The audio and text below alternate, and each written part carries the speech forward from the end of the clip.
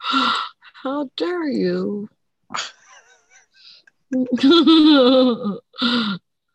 Dirty bastards. I sent that over just for you and you declined it. You're not my friend anymore. Come on. We can all go to hell. Good morning, everyone. It's Valerie, otherwise known as Chick Picker. Chick Picker! Easy there. Uh-oh. Rookie move. What? Oh, does somebody have their YouTube on? I do. Oh. I'm a rookie. That's why I hurt your head so bad. I know. Chick Picker! I know. Like, in double time. Oh. Good morning, everyone. Hopefully everybody's doing okay. I'm feeling better. Good. I think. I feel better. Mm-hmm. I was actually feeling better pretty much by yesterday, 11, 12 o'clock. I felt a lot better. Yeah. But I think, since it hit so early in the morning, I was just exhausted. And then to have to deal with that. So, morning, Tommy. Good morning, Carol. She's still hanging out in bed. That's okay. Good for you. Glad that you can do that. Let's see here. Oh, it's Tuesday. Yeah. It's Tuesday. It's Tuesday. Which means absolutely nothing. Nothing. Nothing. Well, I hope everybody had some good weekend sales. Carol, life sucks. It does suck. But you're still above ground, so you're doing good. Well, I've got 15 going out, but it should be more because People haven't paid. because it was a 3-day weekend, Right. I'm thinking 15 should be a 2-day weekend and not a 3-day weekend. So Right. Do you ship on Saturday? Kind of a low average. Yeah. Yeah, I usually ship my Friday orders on Saturday. Yeah. Hey, Unless Anissa. Unless I'm garage sailing. Tessa, Bum Crack Picker, Cindy. Hi, guys. Tommy says sales were amazing this weekend for being a holiday. They were good. I can't complain. I have 18 going out, and I think 9 on eBay and 9 on Poshmark. Wow. So it was not bad. My Poshmark is still being stingy. Oh, gotta show the love. I'm trying. Heck, you need to teach Brandon how to do that. Can't teach that man anything. I think he knows all the tricks he can learn. I don't think so. I heard that he sold something though. Yes, he sold a shirt. Good. On his eBay. Hey, that's great. Yeah. Thank you, Kathy. Greenville Treasures. She said, good morning. I hope you had a nice birthday. I did. It was a great birthday.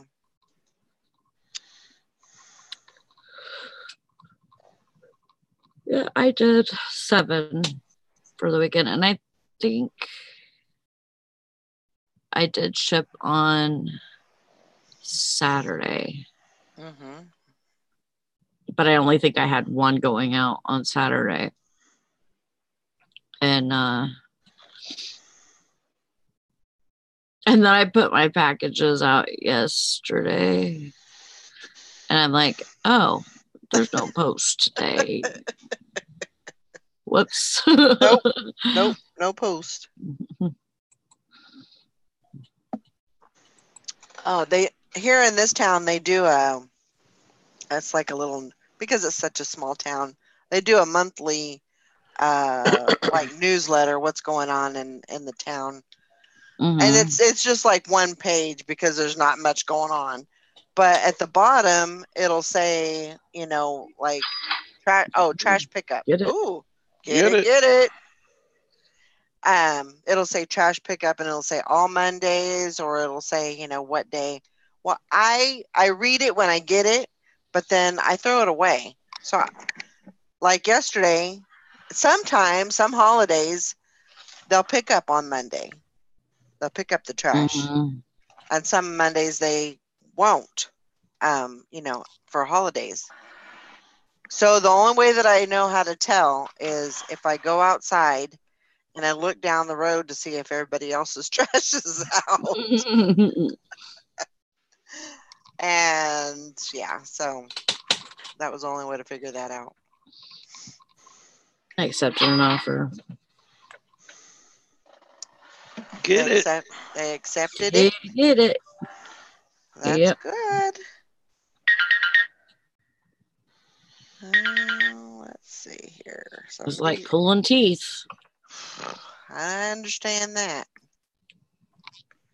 But yeah, I am sorry that I didn't do a show yesterday. I had a pretty bad migraine that I was dealing with, and so I couldn't do it. But I see that you guys lived without me another day. You made it through. Mostly lived. Yeah. Yep, and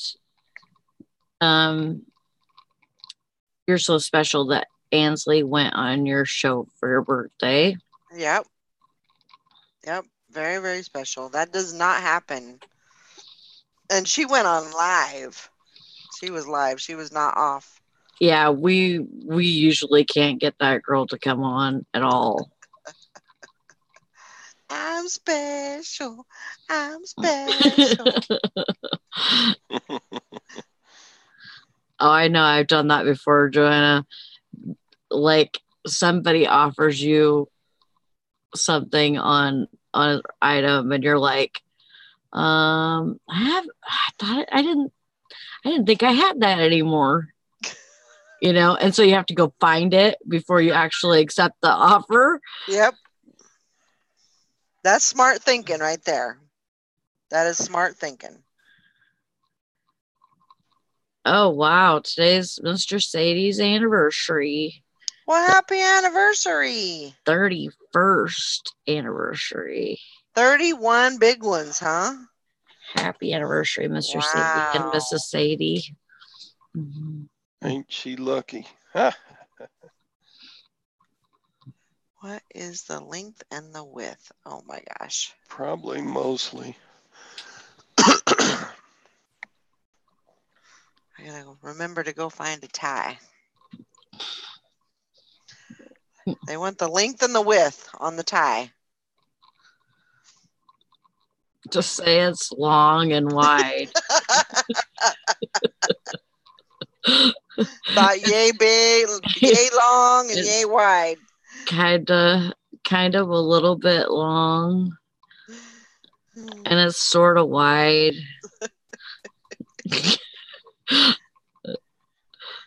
Oh my gosh. If I put my hand out real wide, it's about the size of my hand. Geez, if that's the case, it's a pretty wide yeah. eye. More like for a clown. 1970 tie right there. Yeah. Three fingers deep. Just say 3 fingers deep. Oh my God. Yeah, that could be construed in so many ways. Woo-wee! Man. I didn't do it. Oh, but I have to go to the bank today. Something's wrong with my card. What's wrong with it? It says I ain't got no money. Well, But that's not true. I hate to tell you. No, it's not true. Oh. I don't know. It's happened 2 or 3 times. And the first time I didn't really think anything of it. I thought, well, maybe the card's gone bad and then, and I knew I had money in there. So it was like, well, I just really didn't pay much attention to it. And then I went back and, it said sale declined. And I'm like, what the hell is going on here? So I was like, no, that's not acceptable. Mr. Sadie. Something's wrong with mine too. Good morning, Mr. Tom. Good morning, Miss Valerie. How are you feeling today? Much, much better. Oh, get it. Get it. I know how those migraines will knock you out of commission. And sometimes it'll take a couple of days feels like before your nervous system's back in place. Yeah, it felt like I was telling Sally and Todd, it felt like my eyeballs were gonna pop. I mean, that sounds pretty gruesome, but it felt like my eyeballs were gonna pop out of my head. That's how much pressure I had. Usually, like if I get a migraine like that, like that's really bad, the next day, or a fever for that matter, the next day my eyes are just sore. Mm-hmm. Like you can almost feel the muscles behind your eyes, like that they're strained. Yeah. And I still have the headache. It's like a dull all around headache, but it's 95% better. So good. Yeah, those are rough, but somehow or another I got through them. Let's see here. My eBay's working, Mike. His eBay's not working, but his YouTube is. Well, I'm glad your YouTube is. You should come on here with us sometime, Mike. Yeah. And I know you go live because you've been live other places. So I just watched your video yesterday. He's been live on my show. There you go.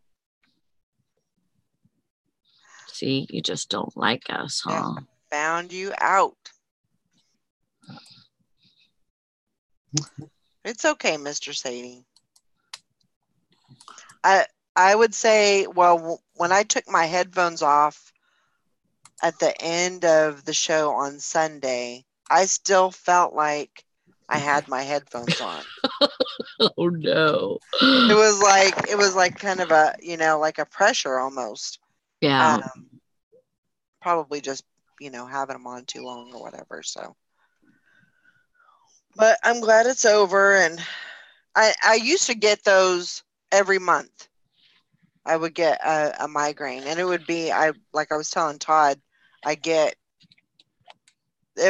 resembles, my symptoms actually resemble a stroke. Oh. And it's just scary. I don't like it, and it actually sends me into like a panic attack, when that happens. Yeah. So send them the link, Valerie. Okay. Let me see how I can do that. Hi, Tracy. Morning, Tracy. Let's see.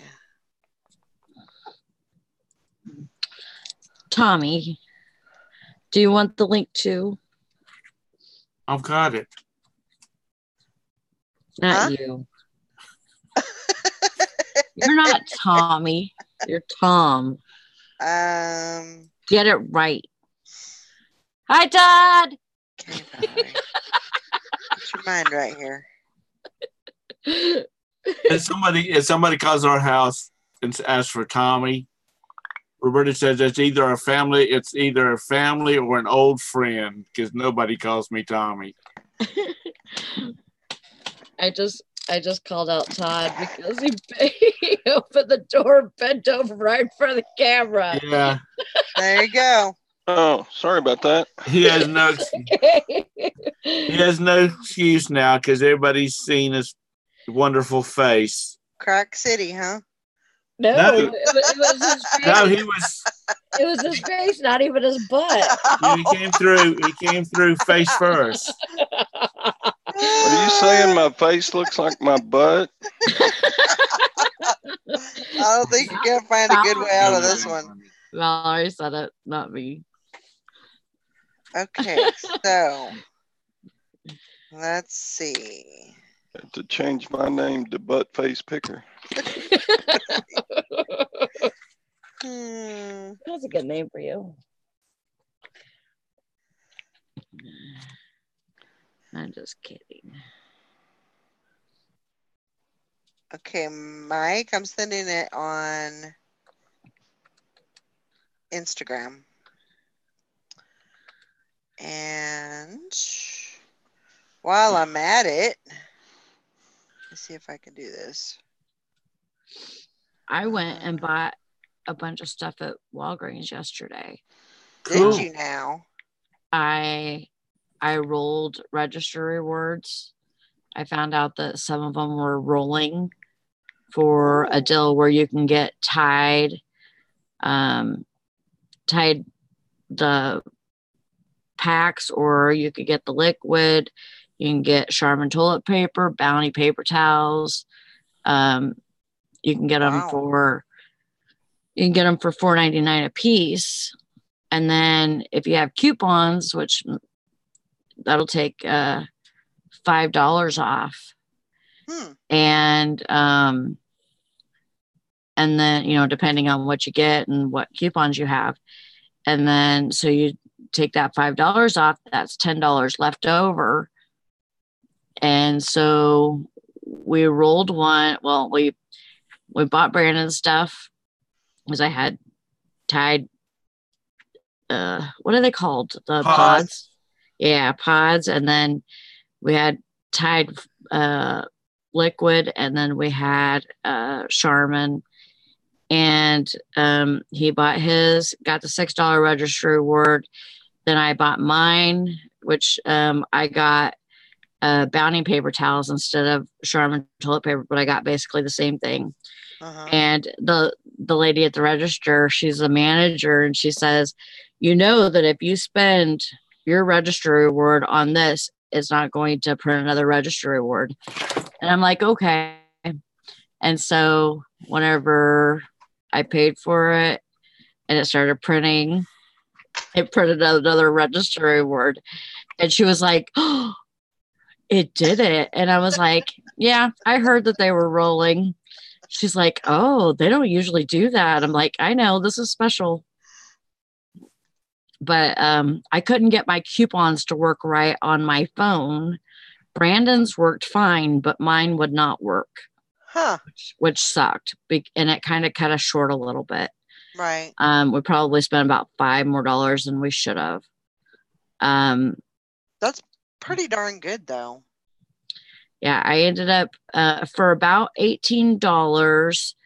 I got because we rolled 4 times, and we got, let's see, 2 things of Tide liquid, 2 things of the pods, a pack of toilet paper, a pack of Bounty paper towels, 2 Arm & Hammer pods, and 2 things of Crest. Wow. Yeah. Now, is any of that for reselling? I put the link in. If you want to come in, it's only going to be up for a few minutes, but I figured that was easier.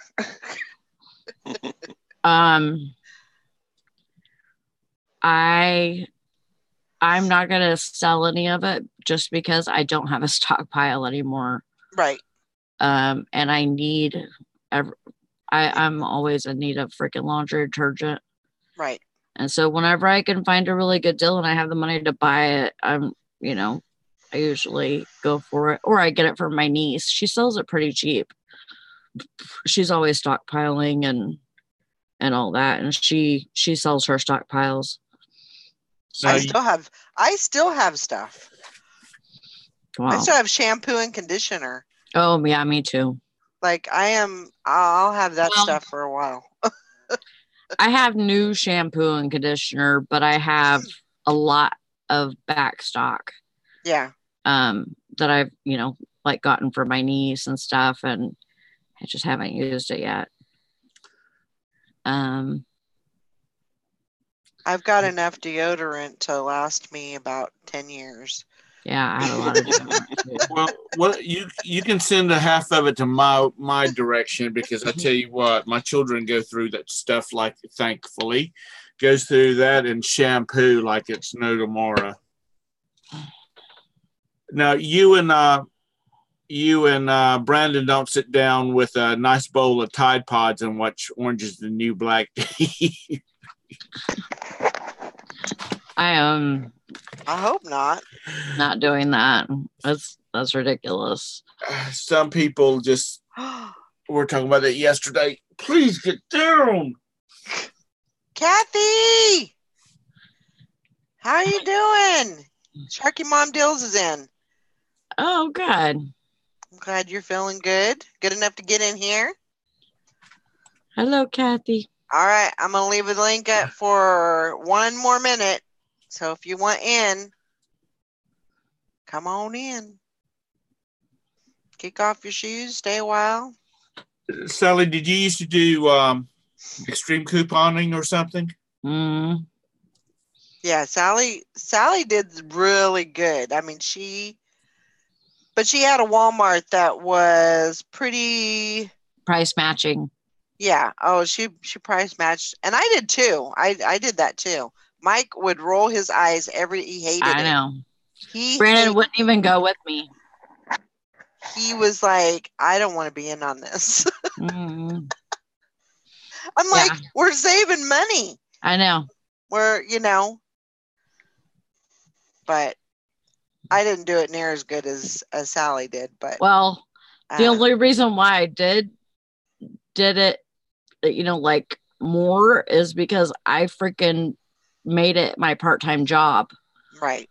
That was before I started eBay. There's no way I could do it right now every week. I don't I cannot see myself being a couponer anymore. It takes a lot of time. Yeah. It's yeah. And you gotta have a source to get your newspapers. You have to have a source to be able to get newspapers. And I think a lot of stores have gotten such limitations on everything that you can't do the extreme couponing anymore. Mr. Say says, I think my wife matches the highest price.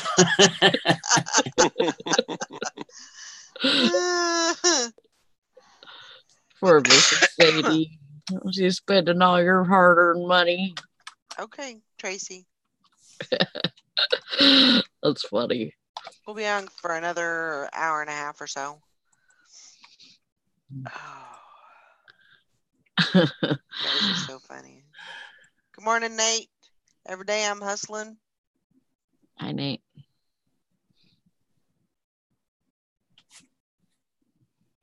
Joanna says she could use a nap. She cleaned and drained the pool yesterday. Oh my gosh. Sharky Mom Dill says biggest issue now is my legs are 3-inch different lengths.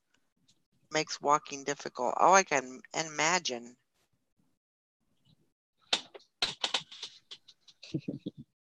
Yeah, Maggie says, is that because of the knee surgery? I'm assuming so.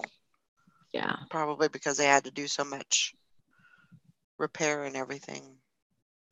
Tommy says, Sally, if you broke it down to an hourly rate, how do you think it would fare? I have always wondered how these people do it and how much time is invested.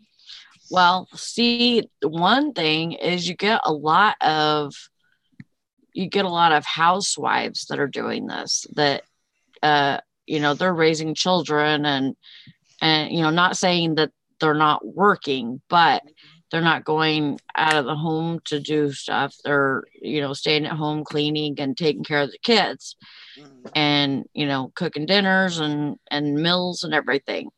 So you get a lot of husbands and wives, both. I've seen both, that stay home and they start doing this couponing just to kind of like, it kind of starts as like a hobby almost. Right. And then you get into it and it becomes a job. It does become a job. Let me tell you something. Being a housewife mother is a job. We don't want people crashing this damn show because one of these panelists said it's not a job. These radical wives will come, or mothers will come in here and say, "You don't know, girl." I did say it was a job. It is a full time.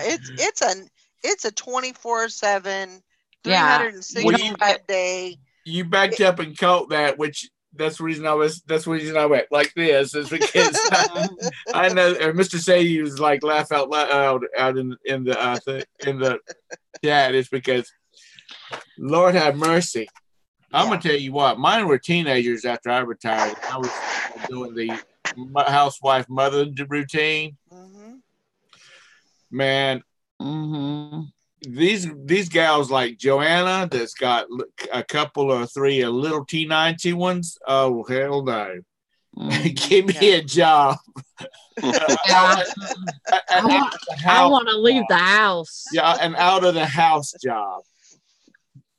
But and I know a lot of people are in the same kind of predicament, I guess you could say, is, I was married. I had the two girls. Actually, I had 3 kids that I was raising because I raised my stepson. And but it is a full-time job. And besides raising your kids, you gotta have an extra income coming in. Yeah. Because most households can't do that on one income. But I always said my ex-husband really wasn't, he was there, but he wasn't a functioning parent, so I always called myself a single mother even though I was married. Because I had to pretty much do mother and father even when he was there. So yeah, and that's probably the way a lot of people, a lot of couples are. I know. Well, we know this lady she's a big couponer, but she doesn't carry it to extreme. She doesn't have 144 bottles of Texas Pete. She only has like 2 dozen or a dozen bottles of mustard and stuff like that. Because she said, these people, you watch that TV show and they had all of this stuff and it was everywhere, Oh yeah. And she said the only thing that she would get carried away was anytime paper products were on a real good deal, toilet paper or paper towel. She says then she says she'll build a table, what do you call it? A little table that you would eat off in front of a TV tray. She said she'd make a TV tray out of them, because that's something that you had to get when it came up on sale. Oh yeah, it was something that you're going to go through real fast, like. Yeah, I don't really know, Tommy, how you would break it down into an hourly rate, because it was something like, I mean, there was a lot of work put into. I mean, you had to prep for it. yeah, There was a lot of prepping hours that you had to put into it. yeah, And then because you're clipping coupons and you're looking for deals. right. You're looking for the really good deals to where you can, where you can try to walk out of there and them pay you money. Right. And it's happened several times, I will say, to where I got the overage, and I was able to walk out of there with them paying me money. Right. And that was my goal. And I mean, it would be hard to put an actual money on there. Yeah, but one good thing is that I work at a store, and so I'm friends with the paper guy, and so any leftover papers, those are my coupons. Yeah. So there's a couple of ladies about 50 miles from here in a small town, and they've converted their front yard. They put up an awning and put down pallets. Mm-hmm. And they have yard sales 3 days a week, year round. Wow. And they just, every Friday, Saturday, Sunday, they're open for business, and that's where they get their stuff. They coupon. Wow. Yeah. That's awesome. Most of the stores around here, after that TV show came in, and everybody was trying to come in there with, to do all these deals and stuff like that, and it got to the point where, things were not working right, and so it would tie up a dadgum register for, an hour and stuff like that, and they started throwing limitations on everything, like 10 items maximum. Thing is that that TV show was unrealistic, because it's telling you that you can get hundreds and hundreds of dollars worth of groceries and not pay anything, or pay $16 or whatever. Right. But what they did not show you is that the way that they were paying with coupons, but they were also paying with gift cards that they got from switching over pharmacy. Like if you switch all of your prescriptions from one pharmacy to another pharmacy, they will give you, sometimes they will give you gift cards for doing that. Right. And that's what they were doing. They were changing their prescriptions from Kmart or whatever, or Walmart, to Kroger. And when they switch them to Kroger at one time, I know the one that's about 45 minutes away from me, it was giving a $10 gift card for every prescription that you changed. Wow. So if you have a family of 4 and, regular prescriptions that you get, say 15 prescriptions, that's $150. Yeah. So that is how a lot of those people were paying for their groceries. And so it was unrealistic the way that they were doing it, because it looked like they were only paying with coupons. Right. And not saying that they weren't paying with a majority of coupons, but, and, they were finding good deals and everything to, put the coupons with and everything like that. But there is a lot of, work involved in finding the deals to to do all of that. Yeah. Well, just like you did, a lot of people wouldn't think about, the rolling rewards and all. I mean, they wouldn't put two and two together and figure out a way to make that work for them. Because you have to figure out the process. You can't just go up there to the register and, Right.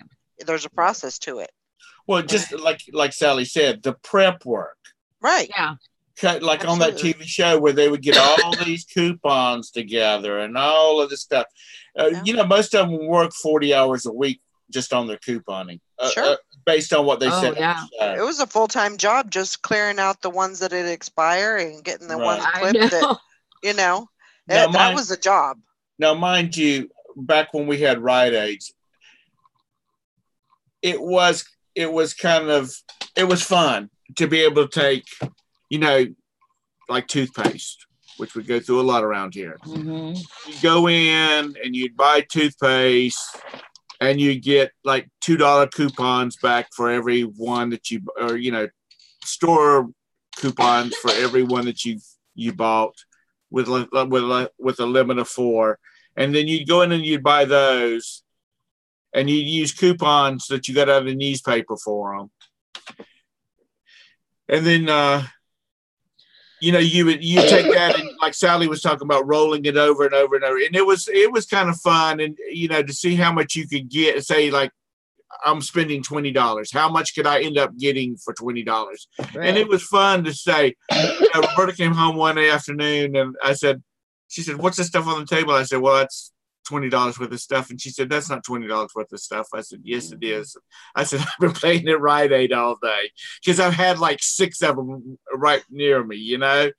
And, but it was fun. Yeah. And we stockpiled shampoos and stuff like that. And but it takes a lot of work and it takes a lot of time. Yep.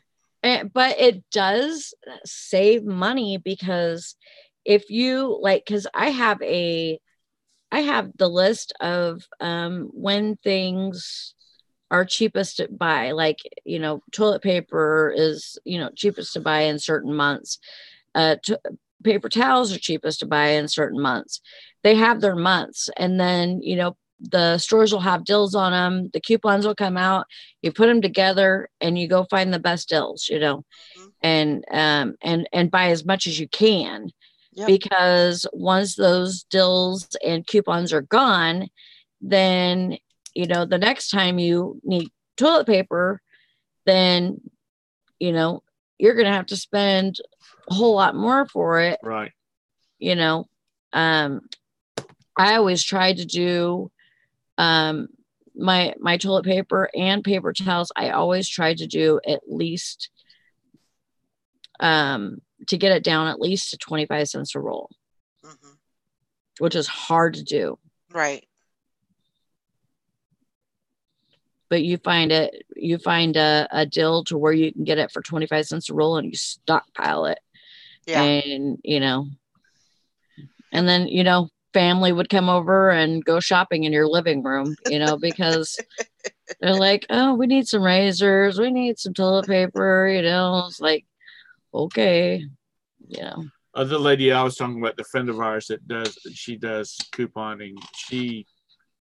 She has laundry baskets, the big laundry baskets, and when she's going through stuff, this is for this son and this is for this daughter, she builds them up care packages so when they come over, she's like, go put this stuff in your car, just bring my basket back. That's cool. Yeah, that's awesome. But they're young couples, or well, her daughter's still in the college, but she still needs laundry detergent and that kind of stuff, and she preferred her own brand of toilet paper than the ones that the college supplies, Mm-hmm. But Kathy says my best couponing was walking out with $550 worth of goods and got paid $65 to walk out the door. Wow. Yeah, that's really good. Guy behind me I never hit it. Saw it happen. I never hit it big like that. The most I got for the least amount of money, I think, was probably around $200 worth of groceries. And it's hard to tell because I price match so much. And so and they would let us do a 50 mile radius. So I would scour the freaking internet for any store, and I mean any store. I even did convenience stores, any store throughout this, a 50-mile radius of us, and try and get the best freaking deal. It's something that you mentioned, convenience stores, but I can go up the end of the street here to a convenience store, a 7-Eleven, and I can buy a gallon of milk cheaper than I can buy it at the grocery store. Yeah. And I asked the guy that was behind the counter one day, I said, "Why is y'all's milk so cheap?" And he said, "Did you come in here to get anything other than milk?" And I said, "Well, I came in here to get milk." And he says, "Well, I see a big gulp, a bag of chips." And he said, "Did you get gas before you came inside?" I said, "Yeah." He said, "See, that's the reason our gas is so cheap." But seriously, I was surprised because you would think milk would be expensive at a convenience store, but he said that's our lost leader. Yeah. So spread the word that our milk's cheap. Yep. That's how you get people in. Because he said people that have people that eat a lot of cereal, they go through a lot of milk. Yeah, we sell a lot of milk. We used to actually have a deal like a punch card, to where you buy 7 get the 8th free or something like that. We used to have that, and that was a huge thing. Oh, I bet. Yeah. And when this new company came in and bought us a year or two ago or whatever it was, they took that away. So hopefully they can come back with something with milk, because we sell a lot of it anyways. So I think we could do better though. One of our grocery stores. Hi, Tara. Morning, Tara. Hey, how's it going? It's a going. Did you have a good weekend? Well, you had a headache this weekend, I know. I had a headache yesterday, yeah. But I'm doing better. I'm on the mend. Wow, $1 a gallon. That's pretty good. I saw Mr. Sadie asked who would want to buy 450 bottles of KY. Well, if you're in the industry or something, you're doing filming and stuff, you got to stock up on that stuff. Yeah. Heck, if you can get ungated on Amazon, and you send that shit in. Mm-hmm. or you buy it by the gallon from the vet, because the vet gets it in gallon jugs, Oh my gosh, yeah. Oh Lord, Mr. Sadie. Here's a little fun fact. When you stick your arm up a horse's butthole, you got to put some KY on it. I believe that. You don't think a horse can make an expression on its face, but it can. Was it the same expression you made, Jim, when you went there to have your 40th, your first examination? Well, the thing about a horse is when you got like a 6'5" vet and he sticks his arm up your butthole to his shoulder, yeah, you make a funny face. Yeah. I think anybody would have that face. And the tragedy is, a lot of times it was an older horse, and it would have. Well, there's other reasons to stick your arm up there. Yeah, well, whatever. It was like the final examination. The horse is going to wind up getting put down. I'm like, why don't they just go straight to the putting down? Why do they got to do this final thing or whatever? Because when a horse colics, it can twist its intestines like you kink a hose. But when you kink the intestines, it doesn't untwist very often. So he sticks his arm up there, says, "Yup, it's twisted the intestines." Well, that's like $8,000 worth of surgery. Horse might not be worth it, might be old or whatever, and you end up putting it to sleep. Well, Jim's like, "Why do you got to put the horse through heaven and stick your arm up its ass? Just give it the needle, for crying out loud, and get it over with." Sharky Mom Deal says, "I went from extreme couponing to reselling." There you go. There's your little egg minute. And gave up on couponing. Just takes too much time. Julie says went from couponing to sticking your arm up a horse's butt. Yeah. 2 sentences. New record. We need Nikki here because she could contribute to this. Right? That's so true. She'd be telling you some stories about when she had to stick her hand up the pig's butt or something. I remember because we had a cow, and this was when I was pretty little. I think we got Katie when I was in kindergarten, but I think the next one we got when I was in first grade or second grade. And my dad told me to go in the house because there was a vet that came to the house. My dad told me to go in the house and stay in the house. And I was like, I wonder why he wants me to stay in the house. So me being, Sally. me, I go and I stand on a table and get to the window. Uh-huh. And so I can see out the window, and I seen that vet stick his hand up that cow's butt. Yep. And I never wanted to see that again. It's like, where did his arm go? I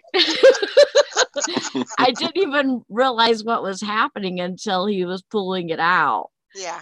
And I'm like, oh, this is why Dad says to go in the house and don't be outside right now. Was this a milk cow? What did you learn from that, Sally? Oh, I don't know. You learned that the word fist can also be a verb. Shit.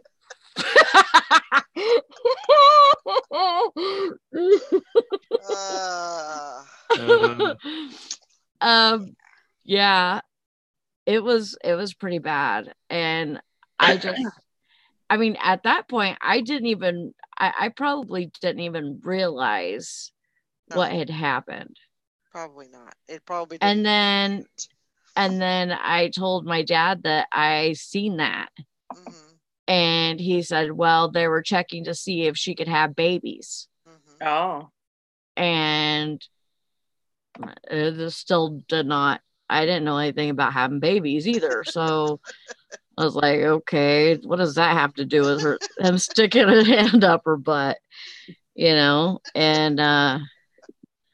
but then they say that she can't have babies. So then the next time Yeah. the vet came out. Yep. Oh yeah, I was gonna say then Katie became beef. Yeah. Poor No. You never name an animal you're going to eat. Yeah. I did. Always named our animals. No. I named Katie, and I still had her for dinner. She was a good old cow. My dad had decided he was going to start keeping cows on his farm that was 3 hours away from us. And I was in my 30s, and he started getting all these cows, and he got a couple of bulls. And no, we did not name any of the animals, because if they had because my mom's like, we're not eating it if we name it. So we had a couple of cows that were kind of, they were like dogs. They would come up to you, if you were standing by the field, and just stand there, and you could pet them and whatnot. So my dad sold those two. We don't know what happened to them. They're just living their old age in a damn field. Yeah, well, they somewhere. ended up what you call a canner and a cutter because they were old. I was gonna say, they were gone and your freezer was full. No. Ta-da! I know how that works, but no, that did not happen. My mom put her foot down on that. We never did have any chickens. I mean, we had chickens, but we never killed our chickens. No, which is weird. I wonder why we didn't. You know what? No, I take that back. Dad did kill chickens and turkeys. Really? I don't remember that.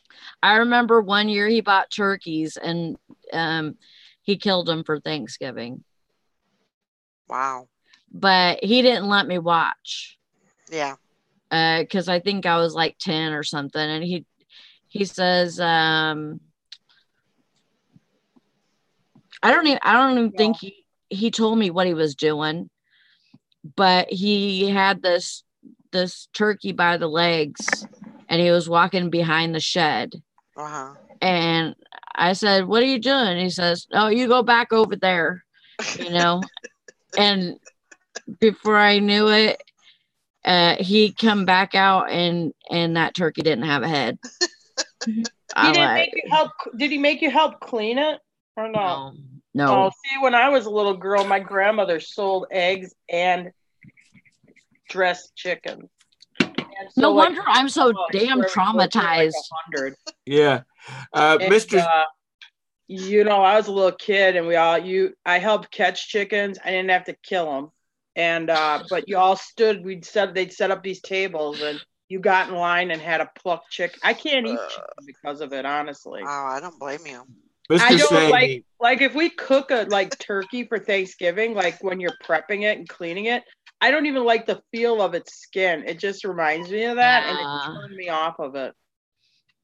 Carol said this is the animal murdering show. Mr. Sadie says never get too personal with your steaks. Are you serious? My aunt and uncle, my dad's oldest sister, she and her husband had a chicken farm, and they never ate chicken. Never. I don't eat eggs either. By the time they got rid of that chicken farm, they did not eat chicken. Mike's was probably just a fluke. Turkey head just fell off. Not his fault. I'll tell you, if you're ever involved with butchering chickens, the smell, you'll never forget it. It's the most god-awful smell there is. And if I haven't done it since I was a kid, but if for whatever reason that smell wafted in here, I would know instantly what it was. Have you guys heard of this thing that my son showed me a video of it? There's roosters that become hypnotized by a line. Oh, I saw that. Yeah. You did? Yeah. Isn't that crazy? That and they lay him on the line or whatever, and he won't move. Yeah, he's just staring. He's as long as he can see the line, and it's on a line, it just lays right in front of him. He just stands there and looks at it. He won't move. Yeah. What the heck? Yeah, I know. Weird. It's like the fainting goats or something. It's weird. It is so weird, and I guess it's like something to where it just hypnotizes them because they see you draw the line, and maybe it's just too much for their brain or something. It just makes it stall or something because they won't freaking move. Huh. I've never heard of it. And Jonah was telling me about it, and I'm like, what are you talking about? Rooster becoming hypnotized. And he showed me right then. Yeah. And I was like, that is crazy, because you can tell that it's it was because of them drawing the line. And then as soon as they messed the line up, and because they drew it in the dirt, as soon as they messed the line up, the rooster got up. Huh. Yeah. As soon as he couldn't see the line anymore. Oh my God, my son wants chickens really bad. And he wants to show them and stuff. They have these chicken shows where you show them these breeds. Like FFA? Confirmation. Yeah. He walks around with this chicken breed book, and it's just oh yeah, I want this chicken and I want this chicken. I'm like, oh boy. My niece did that too. I did that in 4-H. Yeah, I did do it. I'm not getting 100 chickens, but I told him he could get a couple to show. She got. Well, those are fancy chickens to show, aren't they? Well, they show meat chickens too, Tom. Oh, do they? Yep. I wouldn't know. Valerie, one morning you're going to have to do a show that nobody's on it except you to keep it under control, and you've got you've got Todd, Mr. Sadie, and Mike on it at one time, and just see where that show goes. But honestly, it's kind of Mr. Sadie's fault we went this way because he was the one who brought up the KY. Yeah, Right? And it took a bad right turn right from that. definitely his fault. We're blaming it on him. Yeah. So how about those seller updates? Let's go. There you go. Wait a minute. Joanna said that her aunt names her bulls because they are sold. Yeah, or they stay on the farm or they're sold. Yeah, my dad would keep bulls for a couple of years and then he would sell them because he didn't want them to line breed. And but what was it at down here? Let me find a name. Okay, here it is. Mr. Sadie says, and I quote, "Named or not, Tom, once you've had your entire arm up their butt, you have a bond."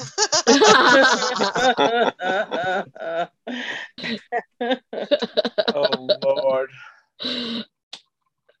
But, farming is, especially when you've got cattle or even, 50 head of chicken, that takes a lot of daggum time. Yeah. You want some chickens? Wow, Jody said Todd went to an auction yesterday, bought a pair of 18 karat gold vintage antique glasses. They fold and have a button so they flip out. Cool. Interesting. Your sales were really bad, Mary? Mine weren't too bad. I got 7 for the weekend and I shipped on Saturday. I'll be right back. Okay. Mine were okay, but I'm in a building cycle, so I mean this is a rebuilding year, right? I'm in a rebuilding cycle. What's that face? Over the weekend? I don't know. It's like $500. Oh, well, that's okay. I mean, we used to do. Oh God! Now who's calling us? Don't answer it. It's probably Shelly, and she'll talk for 3 hours. Hope you're not. Is that what you say when I call? Oh no! Oh my God! Not her. I'll just act like I'm not home. Just pretend we're not home. If she keeps ringing, then I'll answer. Well, it's gonna keep ringing. No, but if she hangs up and rings again, then I'll answer. Oh my gosh. At the sound of your voice, we'll have a decision to Jody make. said I Did sent she out leave a message? 17 from Saturday to Monday. She'll leave a message. It ain't important. Carol says, "Oh my God, I just saw Bridget's post of her packages going out on Instagram. I shoot myself." Carol, don't say that. No.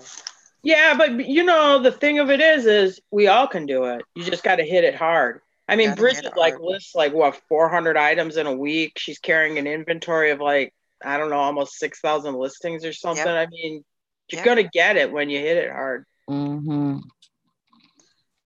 Yep. Man, yeah, Mary, that's a very small weekend for you. But did you work all weekend? Or did you take breaks? I think she's hoarse yesterday. But I mean, like I said, my stores, my sales have been really crappy lately. Like one day I'll sell a bunch and then the next day I won't have nothing. I've had a lot. This is the most 0 days that I've had in a long time. And so finally I think it's picking. I think I have 18 going out. Hi, Julie. 9 on Posh and 9 on eBay. So I'm happy with that.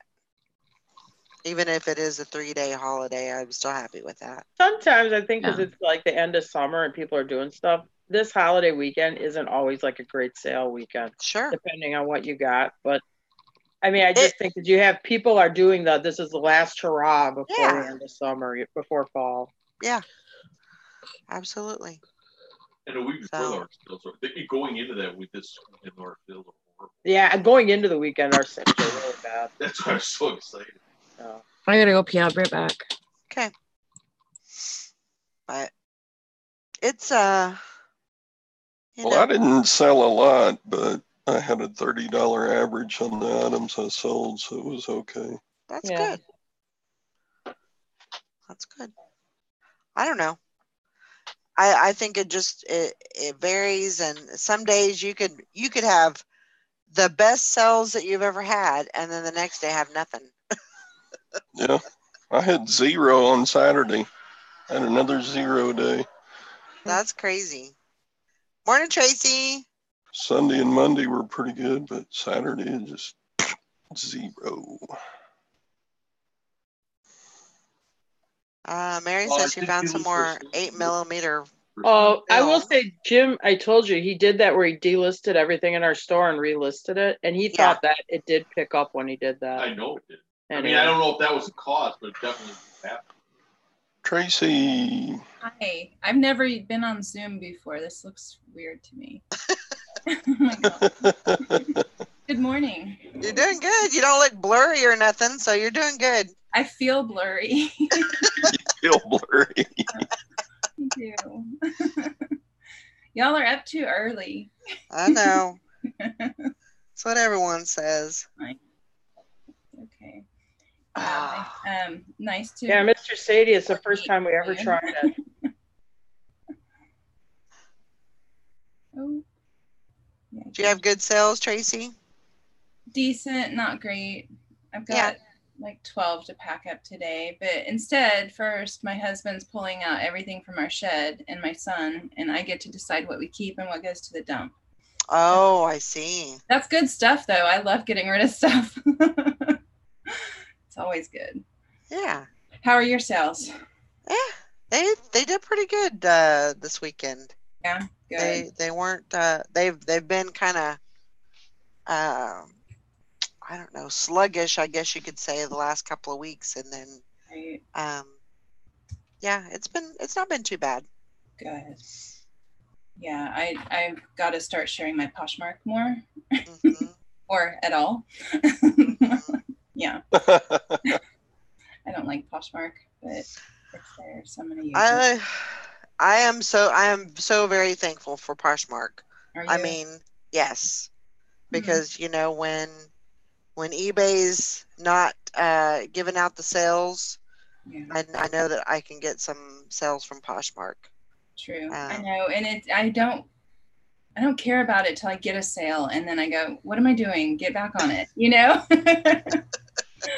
Or I miss like an offer, like I hadn't logged on in 2 days and somebody offered something and I totally missed it. Yeah. Yeah. Yeah. Yeah. I understand. Nothing I'm sharing my store every 2 hours. Are you? Wow. How many items do you have?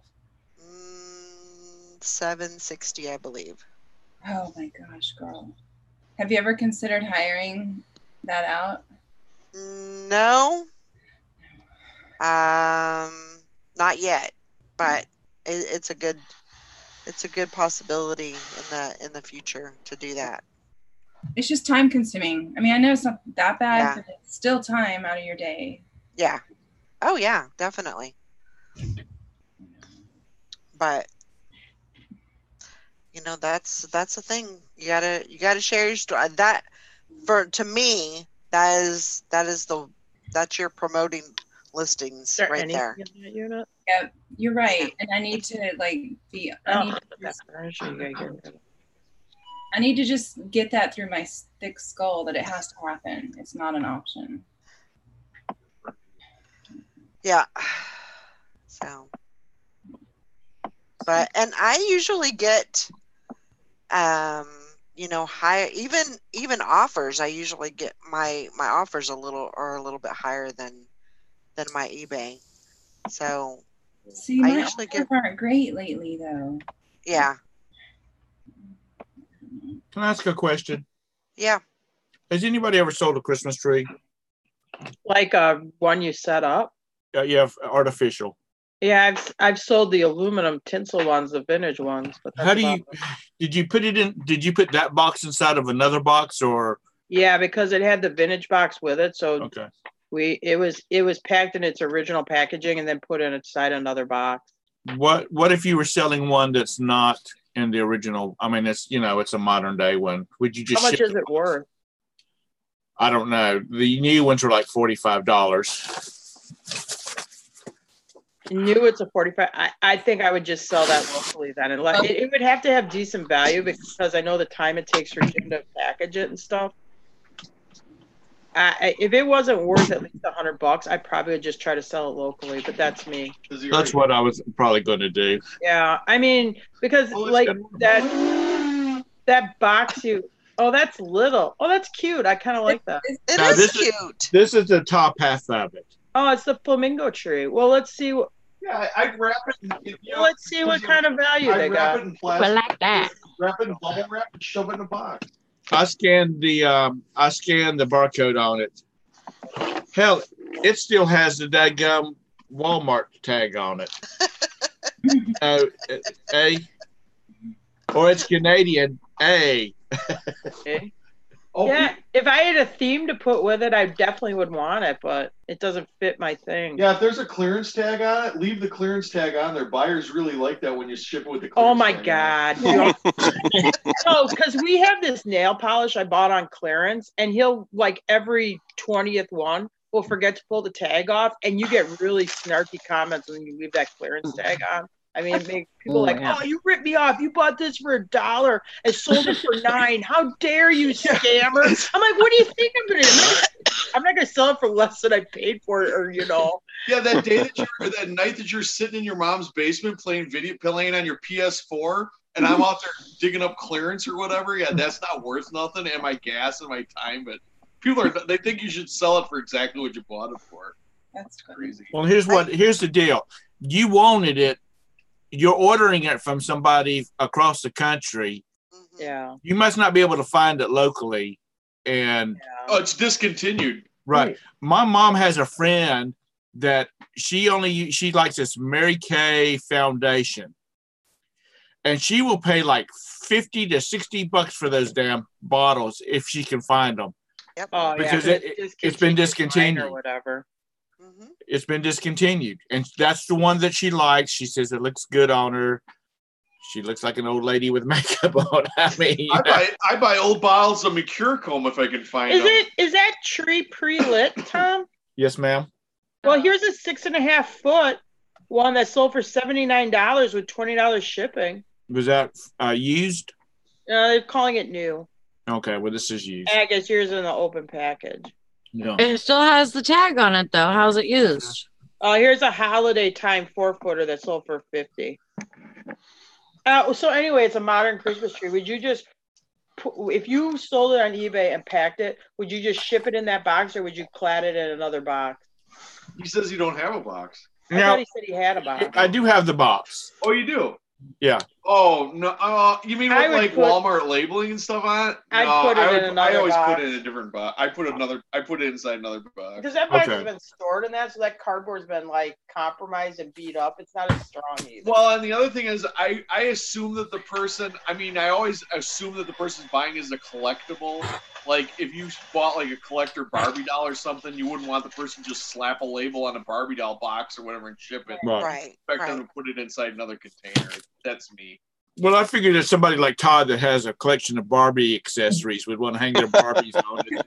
Oh my God, I kind of like it, but you have to like do a theme tree with it. So, and I want to do 2 trees, but I don't think the Trump tree will work with a pink Christmas but you could tree. do a Barbie tree. No, I don't like Barbie. I could do a Briar horse tree, like a little cute fan. No, I don't mean you. He's selling it. Oh. I mean, somebody who's going to buy it may want to do a Barbie tree. Oh, okay. I should put that in our bedroom. I think I'm going to throw it up. I'm going to put it locally before I do it on eBay. Morning, Lori. Morning. Speaking of, I sold a Christmas platter this weekend. Like, it's selling, so get it listed. Why not? Now, Christmas kind of sells year-round, but it will pick up here end of summer into fall. Christmas people are crazy. I love selling locally. Do what? I was just saying I love selling locally. I sold a karaoke machine yesterday. I was like, I am so glad I don't have to ship this. Oh, my God. So. Ugh, I mean, I don't know what the hell people see me do it. I don't get it. Are you still bidding on the other one, or you all bid? No, I haven't bid on it yet. I'm waiting. What are you bidding on? We're bidding on a storage unit. I'm just looking at this other one that's got like There's two at the an old big TV and stuff in there. And it's got a couch and some real Walmart bicycle, and I'm like, it's up to $80, and it's a small unit. I'm like, and some really cheesy pressboard furniture. I'm like, what are these people bidding on? Hey, Ansley. Oh, look at this horrible light. One of those. Yeah, and those are cheap. Those are Walmart. This unit is completely junk. Oh, Mary. Mary said funny story about my son's girlfriend. We almost killed her. We made I don't know if that's really a funny story. We made dinner, didn't know she was allergic to mushrooms. I like the lead-ins funny. She went to the hospital, but even the doctor didn't see throat swelling or hives. I think it's just part of her crazy. No, remember that's the one we were planning on pooping in her food and stuff because she wouldn't leave. Oh, that I remember hearing you guys talk. That's your fault. God, y'all can get in the It's same nice group toast, with but my I wife. think who knows? So it was bound to happen with food somehow. Yep. It did, yep. Mary does it for profiling purposes. She feeds you mushrooms, and if you're allergic, then she tells her son to break up with you. Yeah, we were planning on oversalt. I said just oversalt her food really bad, and like keep on doing stuff like, and then like be crazy too. Like, you got to top her crazy. So just like get mustard and ketchup bottles and run in there and say food fight and just start squirting it everywhere. Yeah. And she says now she's gonna cook mushrooms and everything. Okay. Good idea. Yeah, say it's steak night, and instead of steaks, make portobello mushrooms. Like, just be very blatant with it. Yep. Oh, My yeah. God. I like you. You're the best girlfriend my son ever had. Here, eat some more mushrooms. Yeah, she's this girl's awful. Yeah, but it ain't worth that much. I looked that up. No, she's not gonna do anything to like. No, we're just joking. If Yeah. the police listen to this later, we're all talking in fun. If she dies, just joking. It was not premeditated murder. Accidental murder is different. Golf project.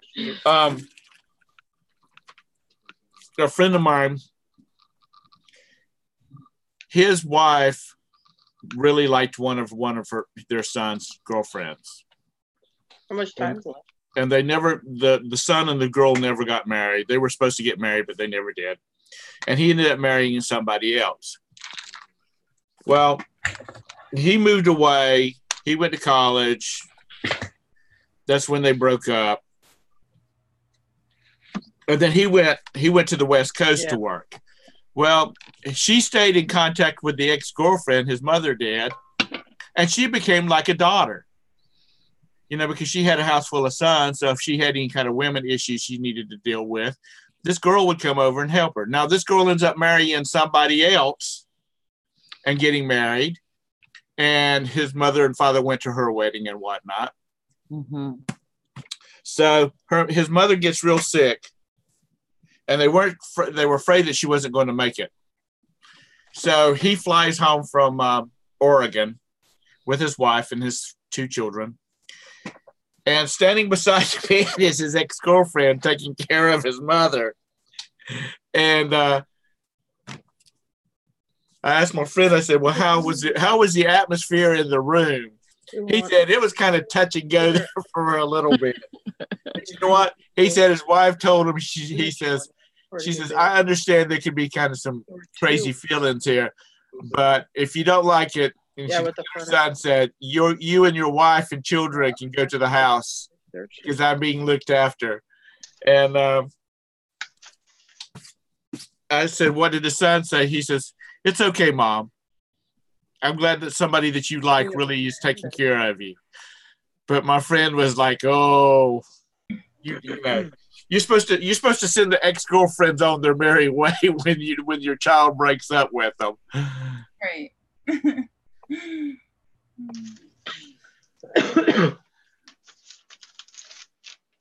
Because all mothers think girlfriends are crazy. Well, they are. Even though at some point in their life they were the crazy girlfriend. Well, like I've always said, because especially my Boys son, are stupid and girls are crazy. that's it. Boys are stupid and girls are crazy. That's the reason, boys. That's the reason. Good. I think that's the reason there's so many gay and lesbian couples now, because they don't see crazy and stupid. They just think that's normal. It's possible. It's very possible. And I'm not, making slight about the gay community. I just think that's a plausible explanation, Because my son would come in, he'd say, she's driving me crazy. I said, and your point is, why does she do that? Why do girls do that? I said, because I said girls are crazy and boys are stupid. He says, well, it's starting to make sense now. And then Roberta's like, are you going to break up with her? Nah. No. My mom used to tell us all men are jerks. Yeah. Just remember, all men are jerks. Your mother was a wise Don't woman. mess with my tree. Well, all they really need to say, which most don't, is just men want in your pants. Like, nobody told me that. Yeah. Yep. That's sexist there.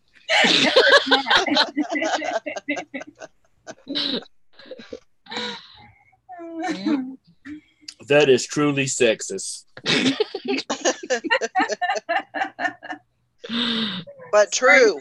Sorry for offending Very you. true. But very true. But I always tell Roberta I have to go first. She cannot go before me because I don't know whether I would be able to function without her. And but I've told her, because we've had, when she got real sick, we talked about stuff like that because the boys were still young when she had her liver transplant. Mm-hmm. And she's like, it's okay if you want to get married again, baby. And I told her, point blank looking at her, there is not going to be another. I am too old to start that horse and pony show again. Mm-hmm.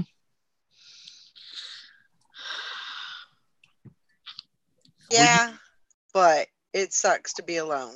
Absolutely, because I was a bachelor for a long time and I loved it, but then there was some moments that it would come crashing in on you like there is nobody in this house except a damn cat. Yeah. My grandfather passed away when he was 45 and my grandmother lived to be 83 and she never remarried again.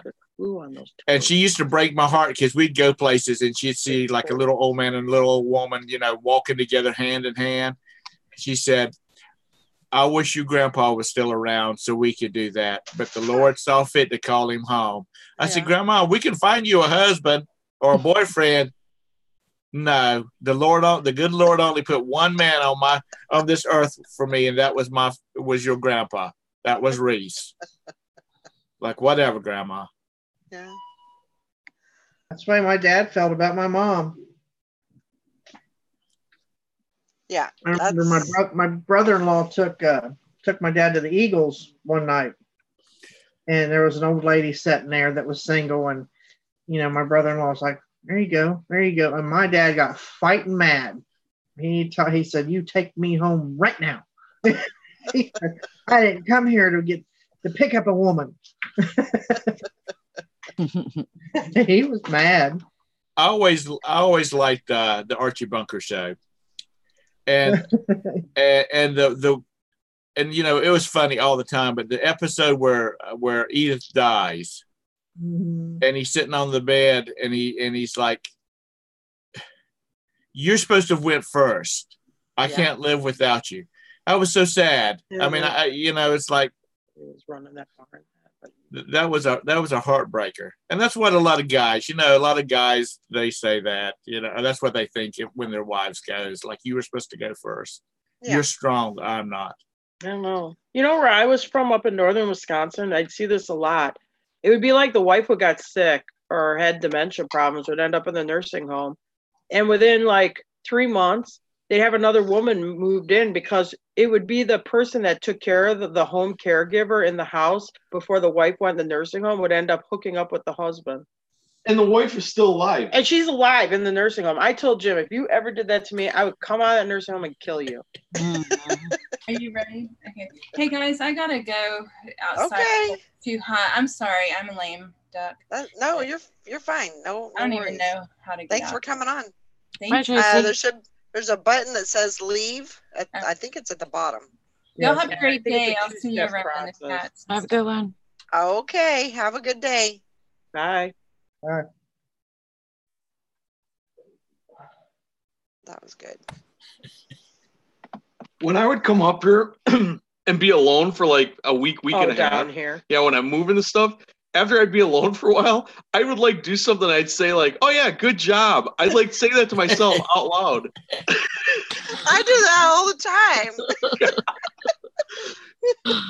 He's got those Hallmark makes them at the holidays, like the ghost you put in your toilet that says like some kind of toilet humor jokes, or like the Christmas ones where it's like, "Oh, you're on the naughty list" or something. Like when you're in the bathroom, he has those things going, so there's somebody talking in the house with him. You had to put that big painting up on the hallway, like your he wife wouldn't hang it up. No, when he was by himself here, he's like, "No, it's too creepy. I'm not hanging out." It looks like he might have talked to you. He might have talked to you. He might have. And Jim's not that way. He's not like spooky about like ghosts or stuff, but that for whatever reason that oil painting freaks his ass out. I don't believe in ghosts because everybody comes back at the same time. When Jesus comes back, everybody wakes up. So that's why I don't. So then why are you scared of that oil painting? It's just creepy looking. I don't like it.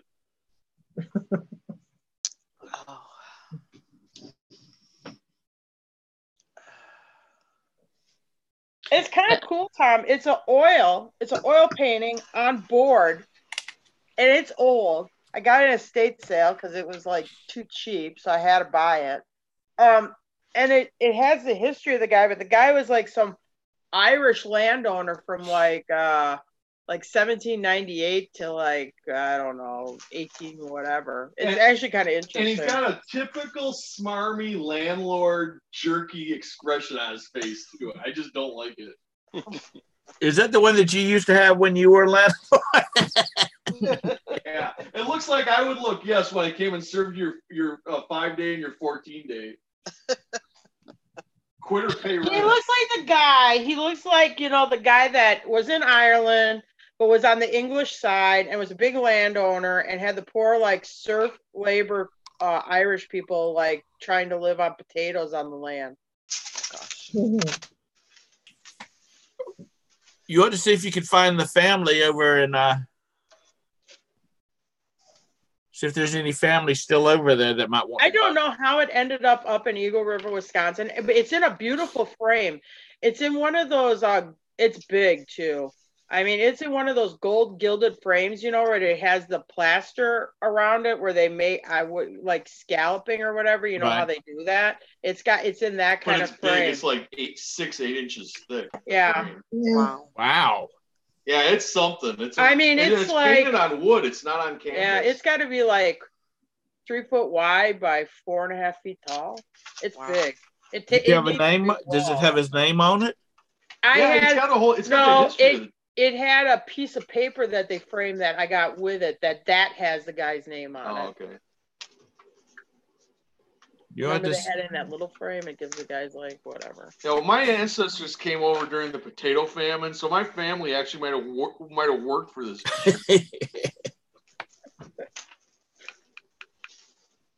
Yes. Look behind the picture to see if there was like a map to a pot of gold or something. Yeah, there was a little leprechaun going down there, and he's going, "You're not getting me gold." Yeah. Not getting me gold. He looked like the Lucky Charms leprechaun, but I think I can catch him. You need to put it up on the wall someplace in the house where it won't creep Jim out. And when people say, "Who's that?" just say, "That's my Uncle Hezekiah." I just thought it was really cool, but honestly, I don't know if I have a wall big enough where I want to like donate to this dude, but I'll figure it out. Lady and she's very comforting. I should put that next to your bed, so when you wake up in the morning, you can just look at that guy's face. No, I want to look at that lady. The lady that I do the computer work for, she's got a painting of her daughter when her daughter was like 5, and she's sitting on the bed and she's in a frilly dress and all this kind of stuff. It's really pretty, very, very little girlish looking. And the damn thing, the painting is wide and about 7 feet tall. And her daughter was over there one day when I was was working on her computer, and I said, "Abigail, what are you going to do with that painting?" You're watching. And she's like, she went over and she looked to see where her mother was. She says, "Hell if I know. I don't have a wall big enough for that painting." And then she says, "Have you seen the one of my dad?" And I said, "No." She said, "Come here, let me show it to you." And she took me into a guest bedroom, and it was up on the wall, hung up on the wall, and it was just as big. Oh, and I said, "I'm assuming that you're supposed to take both of those?" She said, "Yeah, and the other one." I said, "What's the other one?" She says, "Mom." Oh gosh. And I said, "So you're going to have to build a new room on the house to hang the family portraits in?" And she said, "Probably so," because she says, I mean, you get them centered on the wall like you should, and you're not going to be able to put a table in front of them or a couch or anything in front of them. She said her husband said he was on vacuum seal them and put them in a closet somewhere. Oh my gosh. I said, "Well, you won't have any room left in the closet once you get them," because they have they've got like 4-inch thick frames on them, the gilded ones. Yeah, they are cool. But I got a lot of cool paintings, and I'm like, well, I don't know. I got ones that I probably like better. Then I'm like, do I really want to donate this space to this dude? Well, you and Jim and Brandon have to have a new family portrait made since you moved to the. I know Jim's always like, "Oh yeah, and you're gonna have to figure out what you're gonna do with all these prints and paintings and stuff, And then how are you gonna sell the other ones?" I'm like, just simmer down. Relax. I go first. I got to figure out what I want to display and stuff like that. So I would just shut up and simmer down.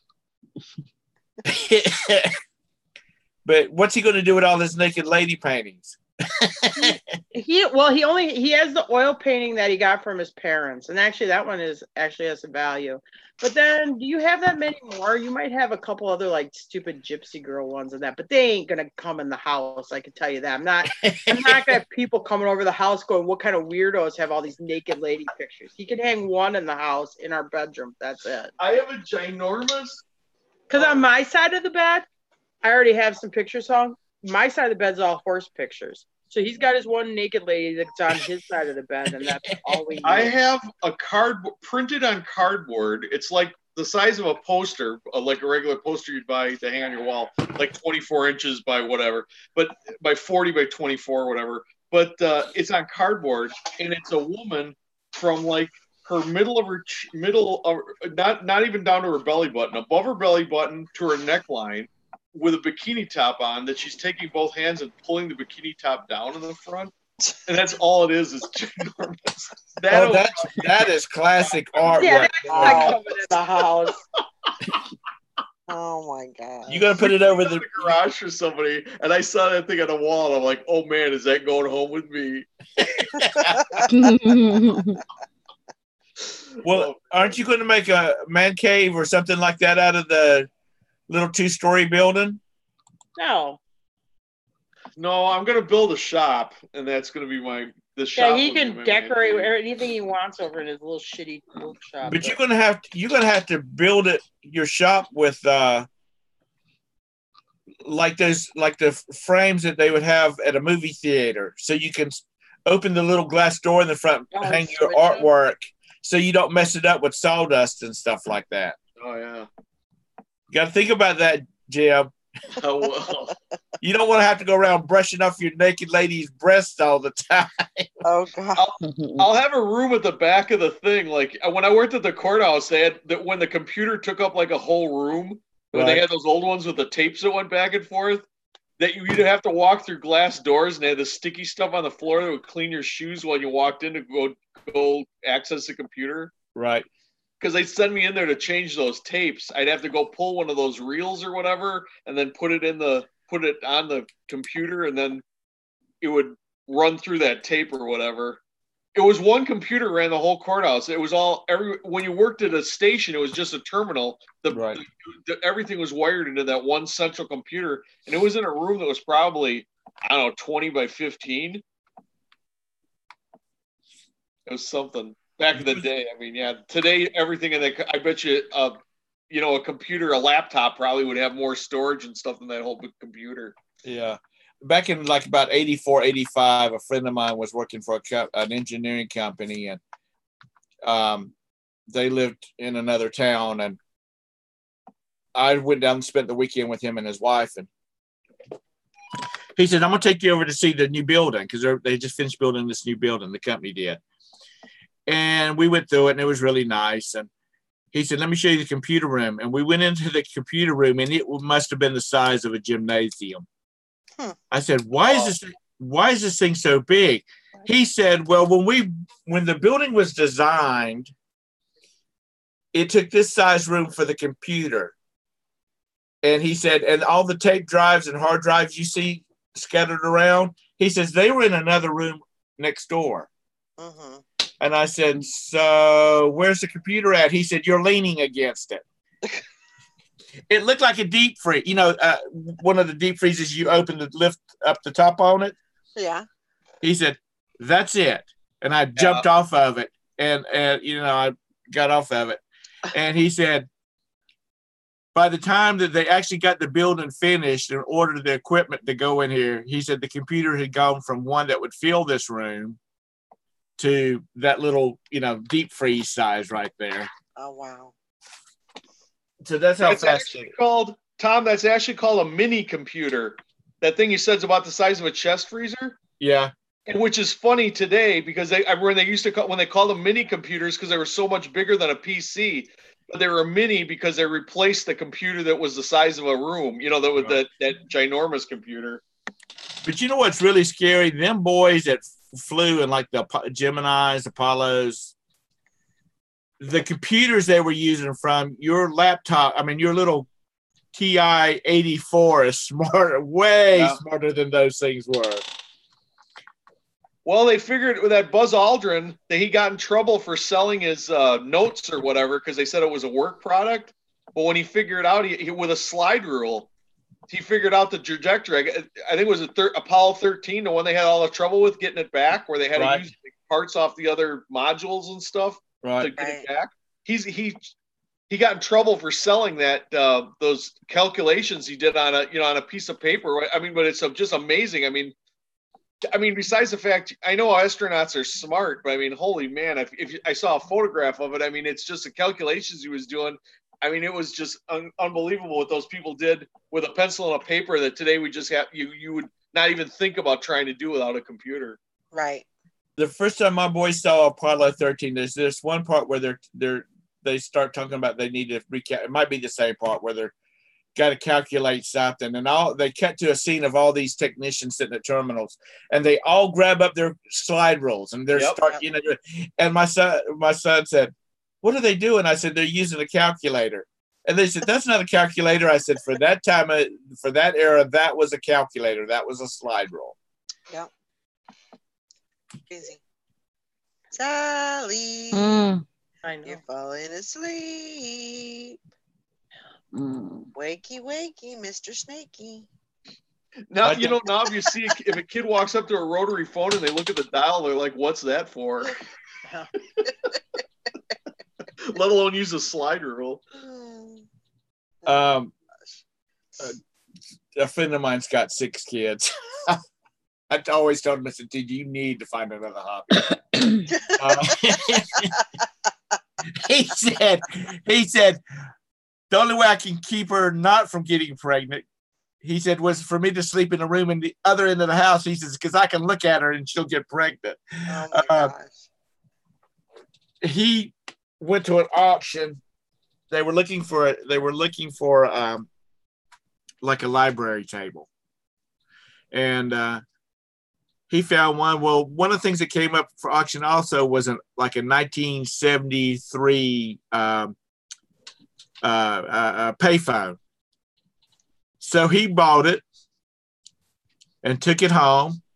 And at that time, it still worked with the telephone system, and hung it up on the wall in their family room and told their kids that's the only phone they're allowed to use.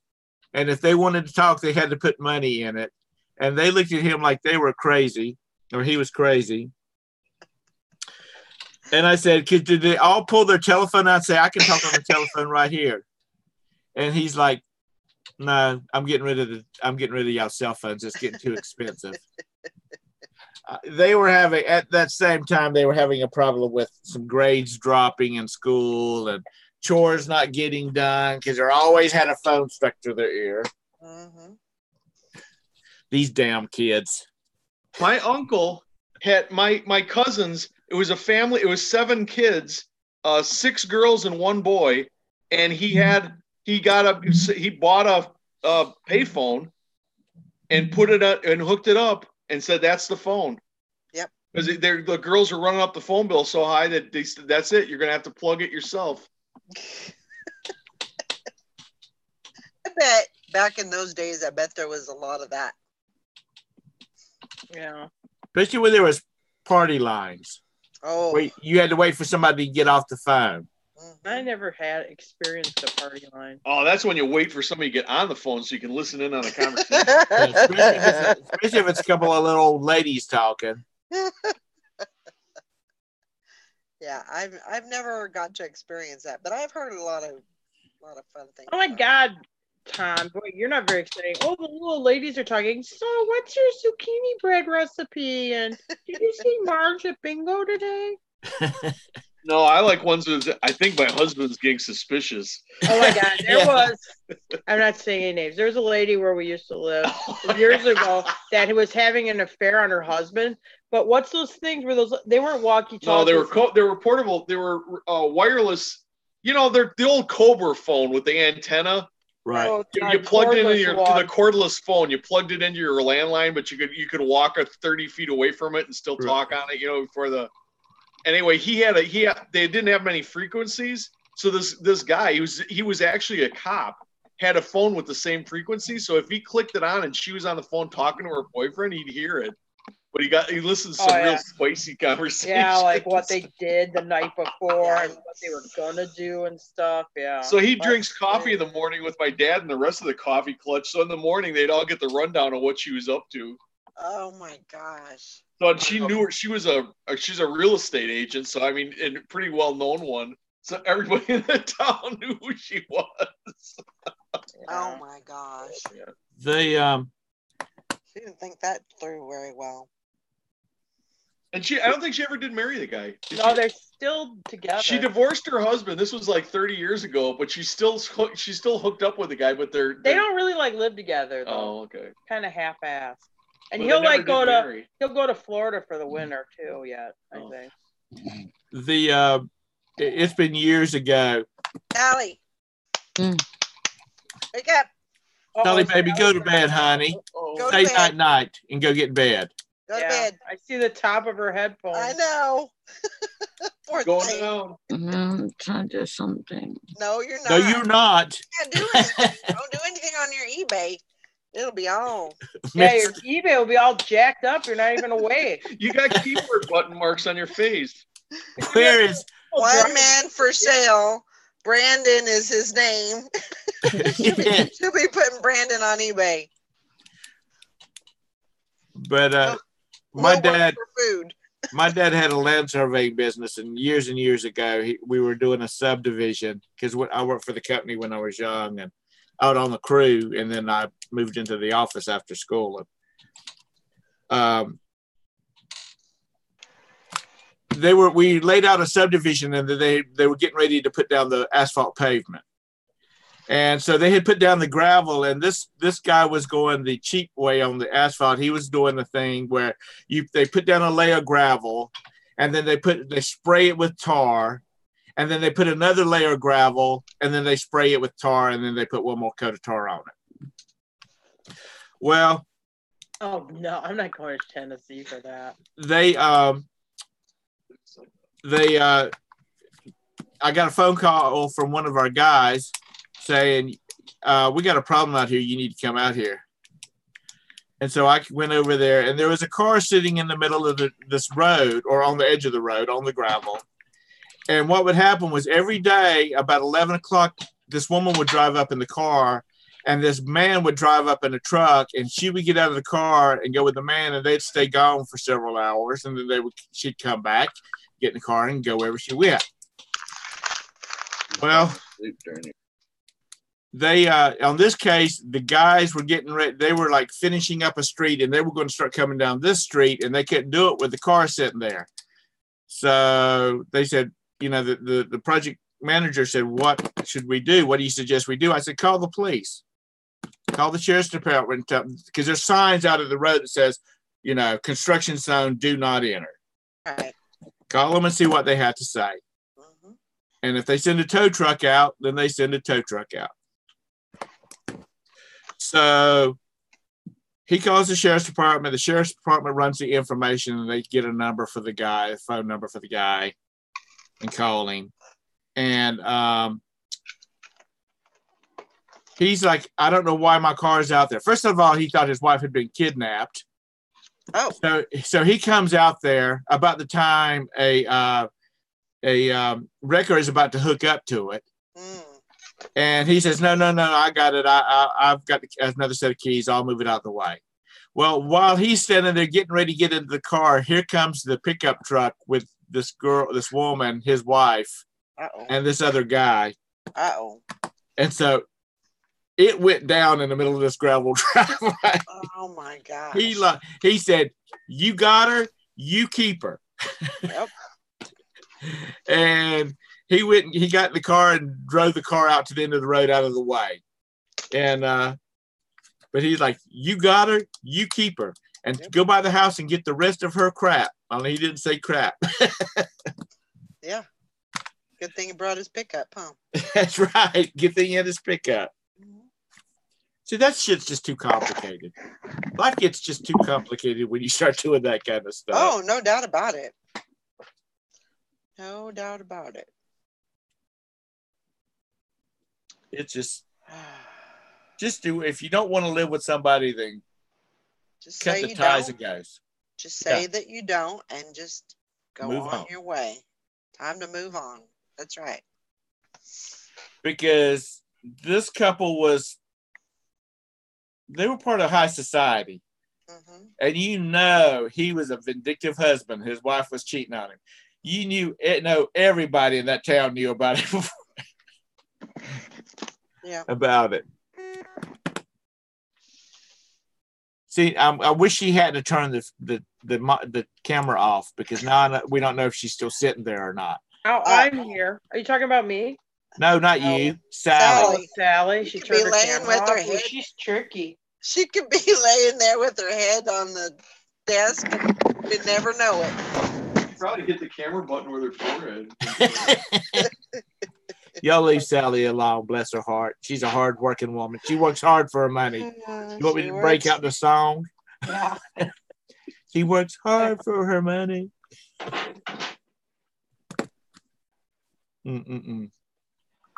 Anybody talk to Bridget? She got back from her trip okay? I haven't talked to her. Let's see here. Todd, you cleaning up today? You keep picking stuff off the floor. I know. I've never seen him so active in the morning. He's just going and doing and running here, running there. Did Gwen give you an ultimatum? I'm running back and forth, I'm packing some orders while we're talking. Didn't know whether she said, I don't want it. If you want me to do this posh stuff, you need to get this place cleaned up. Todd, I'm going to be sending you a message, a private message for somebody in the chat. So, let's see if I can do this. What did I do this time? Nothing. Okay. Carol, Sally's on Instagram. Oh, is she now? It says she is on Instagram, chatting on there. Oh, that dirty dog. Where is she? I'm going to tell you what, if there was an award for the best YouTube name, Bum Crack Picker would get it. I know. The next time I get a trophy, a generic looking trophy, I'm gonna get a plate made on it. We're gonna send it to him. Wow. The world's greatest YouTube name. Wow. Did you see all those packages she's got for eBay? Waiting for eBay to Bridget. Bridget's. Looks like Santa Claus's box of goodies. She's got a whole bunch of stuff going out. That is crazy. Well, you know she's listed them 60 a daggum day. What did you say? I'm trying to find. Where is that? I don't know. Anyway. Lori, you're muted if you're talking to us. Oh. There you are. I said I had one sale as of Saturday, and then all of a sudden yesterday it just blew up. I had 10 going out today, or 11 going out today. Woohoo! But I found that feature where you can share on social media that I didn't know about, so I started sharing my store. So there you go. And all of a sudden, boom, boom. I don't know if it's just coincidental because people that bought, I don't know them, but. I had a sob story on one item or two items. One item actually was the risers for that GeoTrax train set, and it says we don't have very much, but we would love to get these for our grandson. And I always check feedback to see if there's any problems with the seller. Yeah, and it's just lessons learned from in the past. This guy, he's a reseller. He's got over 7,000 feedback. He's probably got a store like 50,000 items in it, but they don't have much, and they'd really like to get these because they sent me a best offer. But I didn't pay anything. It was like for $7 less than what I was asking. I'm like, really? You're gonna dive me for $7? I felt like sending back. Well, since you're a reseller too, I can do that for you. But I just laughed and accepted it. Went on. He turns around and buys something else that goes with it. I'm like, yeah, you're really strapped for cash there, aren't you, there, Joe? I'm back. Oh my God! Did you take some wake up medicine? No. No. Are you okay? Yeah, but I'm gonna go to bed. Okay. All right, that's a good idea. I think that's a good idea. I'm tired. I'll see you tomorrow. What night are you off this week, Sally? Thursday and Friday. Okay. We'll try to be free. Try to be free about 8:45 Thursday night if you're not in bed asleep. Okay. I'll try. She should be awake. Should be awake. DOX. I'll be awake. God, take that man to the hospital. I think they need to do a C-section on him. I swear I just saw something kick. Oh my gosh. Which don't if I just offended him, tell him don't be offended because my wife, she pats my stomach and says it's just about time. That's all baby fat. It'll go away in about another month. All right, I'll see you guys tomorrow. All right. All right. Get some rest. Love ya. Bye. You have a good birthday? Yeah. Good. Yeah, it was good. Everybody was very, very congratulatory, I guess you could say. There wasn't any black balloons saying, "Oh, over the hill" or anything like that. But I do that for Jim on every, on his 30th, his 40th birthday, his 50th birthday, when he turns 60. I have a Grim Reaper cake made, so it's all in black and gray frosting with the Grim Reaper on it, and everything's black. He's not finding it as funny anymore. Yeah. Yeah, I got to see my grandson. I was going to take him fishing. I bought him a fishing pole and everything. Well, she changed her mind. She's like, I don't think he's ready until he knows how to swim. I'm like, my kids were fishing at 2. They had life jackets on. I was like, I know how to swim. Yeah, put a life jacket on him. The lake. Yeah, okay. Oh God. Weird. So, but I got to keep my mouth shut. Is that the daughter-in-law or the baby's mama? Ex-daughter-in-law. Ex-daughter-in-law. Yeah. So. Yeah. Is his name Tater? I call him Taterbug. His name's Anthony. Okay. Anthony James Jr. I call him Taterbug. But his name's what? Anthony James Jr. Okay. He's named after my son. About the time you started to say what his real name was, Valerie's phone, did the nose switch. And it's like, what? What'd she say? Of course, around her, I have to call him Anthony. She doesn't want him to have nicknames. Oh, God. Oh. She's different. Tell her that you're grandma. Yeah. No. That's an hour away. And you'll need me at some point. Yeah. Two Nintendo. We gotta let go sometime or another, but. Well, I think I've told the story before. I have a godson. He's like 40 now. Mm-hmm. But when he was little, his mom doesn't like me, and I don't like her, and I think she's a bitch, and she calls me a bastard, and that's just the way it is. Right. That's our relationship. Yeah. When he was little, they would want to do something for the weekend, and she'd call me and she'd say, "Tom, mother, could you watch Jimmy Friday night for us? We want to go out for a while." I said, "Well, why don't you just pack him a bag and he can stay the weekend with me?"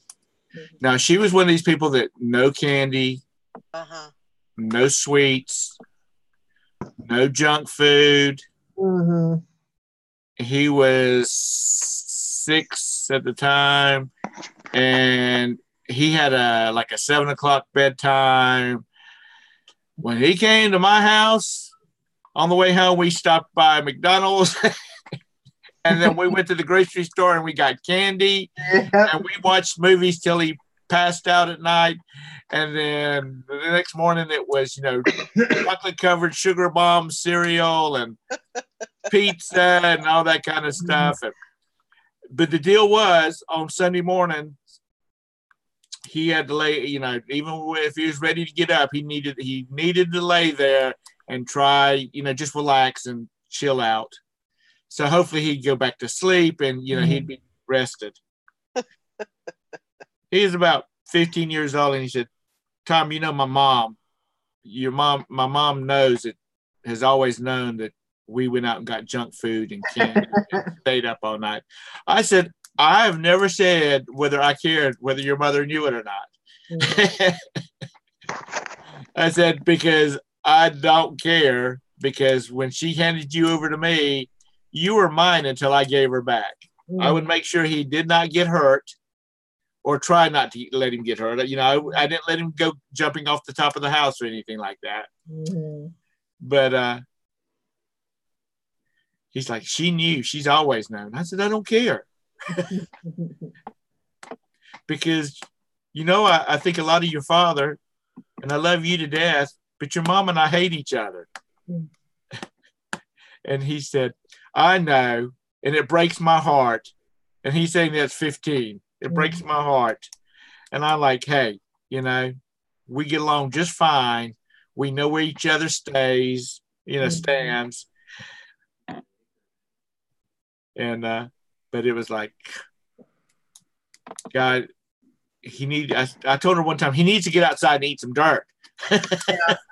And she's like, oh my God, no, the germs. That's the point, woman. Yeah, the dirt he helps. gets acclimated to the germs and stuff. Yeah, he needs to get some mud into his. You got to make him a man. He's got to grow some hair on his chest. Yeah. She lost her mind. We went out to my dad's and mom's. They were having a big cookout, and I invited them to come out. And they live on a part of the lake that there's like an island in the middle of the channel, and from there it starts breaking down to where it's just a creek. Anyway, I put him in the paddle boat, and we paddled. You know, one of those where you pedal and it pedals you across.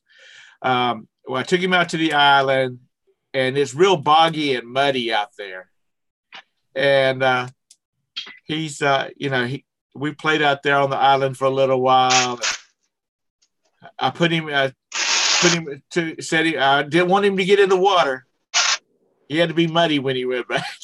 I set him over in the paddle boat, and we went back over there, and she lost her mind. Look at him. He's nasty. It'll make him sick. And my mother, who was, at that time was probably 60 years old, she says, watch this. And she went over and she got the hose and she turned the water hose on. And she held her hand on it to make sure that the water wasn't scalding because of coming out of the hose. And then she just washed him off. Well, look at his clothes, And my mom's like spraying his clothes, his shorts and everything else too. And I said, you need to let it go or he'll be standing out here butt naked. And my mom washing him off because she don't care. Not great. But she was really, that was just, I'm not going to say weird. But that was her ways, and that was her motherly ways. Oh my God, I thought of you this weekend, Tom. So I'm at Walmart. I'm picking up a few groceries, and Brandon's with me. And we're in the freezer aisle, and these little girls go walking by, and they're like, hi, Brandon. I'm like, what's that? Oh, yeah, there's just some girls I go to school with. I'm like, oh, really? Yeah, he used to make class. So this morning, I grab him a T-shirt, get him ready. And he's like, I give him this shirt. I'm like, oh, here, wear this. It's a Ferrari shirt. He puts it on. He's like, eh. He's, nah, I don't want to look like some fancy rich person with a Ferrari shirt on. Oh, yeah. I told you. Pretty soon that telephone's gonna start ringing. No, he's only going to be 12. No. Oh, 12 that's prime. That's it. That's when they still. Yeah, I just got a kick out of it because we're in the freezer aisle because I'm buying Jim his weekly ice cream that he eats in a day. Hi, Brandon. With this little girl-like accent. Hi, Brandon. I'm like, oh boy. Well, not too much longer. Hi, Mrs. Mary. May I speak to Brandon? No. There's like, no, that's not happening. Not yet. Well, it is. Baby. You could just sit, and I don't want their little stinky girl butts in my house either. They can just stay. Tara is going to have a socialite for her daughter-in-law. Man, he's gonna have to learn how. He's gonna have to learn how to waltz because they'll be going to the cotillion. Okay, great. He's yeah. He's absolutely. Boys at 12 are stupid. Girls at 12 are like they're 22. Are stupid. They're like they're 22. That's the one. That's a kid I was telling you about. The one with the dad with the real hairy knuckles. Baby. Oh Lord, you might as well get used to it because it's coming. All right, Rita. Yeah, I gotta run to the bank, see what's going on. What's the matter? You got to loan them some money again? No.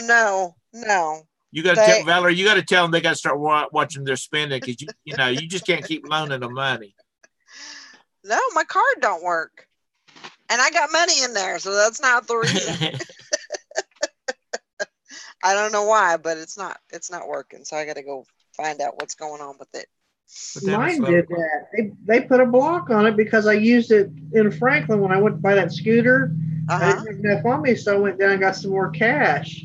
Well, my Uh-huh. banks over here in Mason, they thought they put a block on it because they thought, well, what's been stolen that much money? Because I don't normally use it a lot, so I Right. think they thought that something had happened. And Huh. here I went after that. I went 2 days later to pay for my prescription. It was declined. I'm like, what? Yeah. No. And it was a Saturday, so I couldn't do anything until Monday. That Right. following We Monday. had something like that happen when I was in Wisconsin like a year ago at Walmart, and we would like use our PayPal card, and I knew the funds were on the PayPal card, and it wouldn't like outright decline it, but it would print out this real stupid receipt, and then the register lady looks at you real dumb, like, hey, yeah, it didn't get through. And I'm like, what? And then, but the first time it happens, I got like Jim freaking out, like, oh my God, we gotta go home. We must have a big return. And I don't know why it would do that. But then like it would do it with his card. But then I would use my PayPal card, which is on the same account, and it would go through. I don't know why it was doing that. Anyway. Yeah. So I gotta go. And I called, if for some reason, like with the same bank, I'll log into my account on my desktop and I cannot get through. Everything's right. All the passwords are right. I can log in on my phone and it goes in fine. So I called him and I said, I told him the problem and what was going on. And she's like, well, you probably need to, I don't know. She said something stupid. And it just really pissed me off that it was like, well, you probably just need to change she said, do you use Chrome? And I said, yeah. And she said, well, you probably need to change your server or something. And I'm like, that is the stupidest explanation I've ever heard of in my life, because I use Chrome for everything and I used it for that. So I don't know. I'm going to go down there and rattle some cages, see what's going on. I promise I will not be in jail though. We don't want to have to combine some money. Everybody's sending you some money to get you out of bail, or get bail you out of jail. Nah. No. But I gotta go find out what's going on, because this has been going on. Actually, I think it started like Wednesday or Thursday, and I went to the store to buy a pop, and it was declined, and I was like, well, that's weird. So I just paid cash or whatever, and didn't even really think anything of it until I went to the store, and it was declined again. And I was like, well, duh, you need to go find out what's going on. You can't talk to nobody on the phone because nobody knows nothing. And usually they'll want you got to come in. Well, it's the weekend or a holiday. Right. Is somebody going to be at this? They are actually, one of the banks here in town is working about having a branch open on Sunday. Oh, wow. Because it'd be just one branch for the whole city, but it's, it'll be known that it's not for transactions and stuff like that. It's just for stuff where you need to come in and talk to someone in person. You have to have, because there's a lot of things that they do for these cards and whatnot. You can't do online. You got to go in right to the bank to do it. Or if your card gets broken or you lose it, they can give you a temporary card. Or at least our bank does. But yeah, I don't know. These little town banks, they're probably not that or they're not up on things, but just don't walk up to the counter with a receipt in your hand and say, give me some money, because she's going to freak out. Teresa put her pay card in the Fifth Third account, her Fifth Third, and it ate it. Yeah. And she went, it was her pay card. She had her money was on that through her work. And she went in there to tell them that it wouldn't give it back. She says, oh, yeah, it's been eating cards all day. Okay, so why don't you put a sign out of it that says out of order so it doesn't keep eating cards? Did they have somebody? Did they have somebody that could go open the ATM card to retrieve it? It ate it. When I mean eat it, ate it and shredded it. Wow. Oh So my she gosh. couldn't get her money. She had to go try to get a check from work, just because she gets paid every 2 weeks. She said, I can't go 2 weeks without a paycheck. Because and Fifth Third wouldn't credit her account, and say, okay, Yeah. in your, because it's not affiliated with Fifth Third. So I said, I think you need to start direct depositing your money into the bank. Yeah. Don't do the pay card anymore. Yeah. Crazy. All right. Y'all have a great day. I need to get out of here. Y'all have a great day. We'll wrap it up. I hope everybody has a great day. And we'll see y'all tomorrow. All righty. Bye. Bye, buddy. Bye. Thanks for coming in, guys. Anytime.